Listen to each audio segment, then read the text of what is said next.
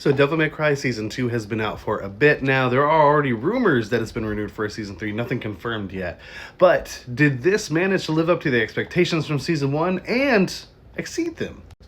I will say, spoiler alert, this has been out for a little bit now, but I'm a big fan of the Devil May Cry games. I really, really liked Season 1 of the anime, and I'm going to just go ahead and say it. I really liked Season 2. But let's get into it.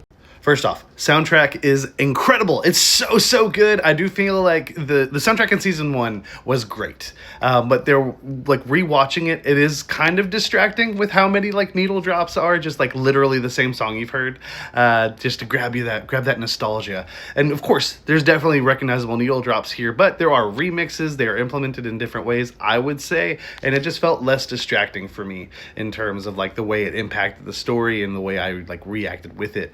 So I do think it just flowed very, very well in a much more cohesive way. I'm going to go ahead and shout out the comedy. There's still a good bit of comedy in this show. I love this JoJo's reference. And the silly bit where we get Dante in all these wonderful costumes, especially the Chun-Li one. But you know why we're here. We're here for the story of Dante and Virgil. Virgil being the key factor here. Of course, as it's been presented, Virgil is essentially with the bad guys the majority of this season. He is against Dante here. They have their own familial drama with who actually orchestrated the kill of their mother and, of course, splitting them up. And I do think they delve into that really, really well here, giving us great character moments between both Dante and Virgil, where Dante as a child was hiding. He was scared, as you should be as a child, whether you have demonic powers or not. And Virgil actually tried to take a stand, and where that left him.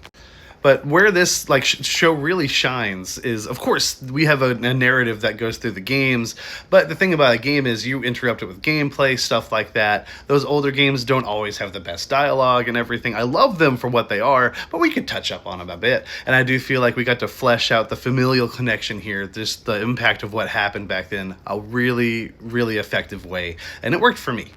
Our villain here he's interesting. Of course, as you would expect, it does become a kind of like, this isn't even my final form situation, but the way they take him out, I actually found interesting. I did not see coming, and it did add more to the overall world building here.